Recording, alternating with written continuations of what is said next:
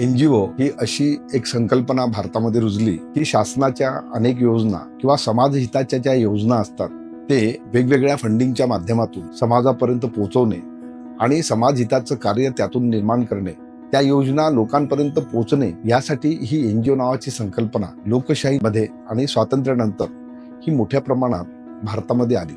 आपल्याकडे शिक्षणाचा अभाव होता. लोक शाळेमध्ये जायला आपल्या मुलांना पाठवायला तयार नव्हते, कारण त्यांना वाटायचं की शेतामध्ये माझा मुलगा काम करतो, मला मदत होतो, ते जास्त महत्वाचं आहे. त्याच्यामुळे लोक शिक्षणाकडे वळत नव्हते. तशाही वेळेस अनेक NGOच्या माध्यमातून हा सगळा विचार समाजामध्ये पोहोचवण्याचा प्रयत्न केला. सामाजिक कार्य करत असताना कधी कधी आम्हाला या सिस्टीमच्या विरोधातही बोलावं लागतं आणि NGO ते करतात. काही NGO ती हिंमतही करतात. प्रत्येक व्यक्ती हा समाजाला काहीतरी देऊ शकतो. एखादा गायक कलाकार आहे, तो एखाद्या मेडिकल कॉलेजमध्ये जाऊन त्यांनी जर आपली चांगली गाणी चांगल्या स्वरामध्ये याच्यामध्ये, तर तिथल्या ज्या रुग्णांना सुद्धा एक जगण्याची नवी उर्मी, नवी हिंमत तुम्ही देऊ शकता. त्याला काहीच लागत नाही. ते शेवटी एवढंच म्हणेल मी, मानवता ही पंथ मेरा, इंसानियत है पक्ष मेरा, सबकी भलाई धर्म मेरा, दुविधा को हटाना मर्म मेरा, एक जात बनाना कर्म मेरा, सब साथ चलाना मर्म मेरा, नीच उच्च हटाना गर्व मेरा और गिरते को उठाना स्वर्ग मेरा.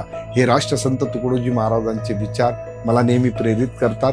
त्या प्रेरणेतून मी काम करतो आणि जीवनाचा आनंद घेतो. तसा जीवनाचा आनंद आपणही घ्या. धन्यवाद. जय गुरु.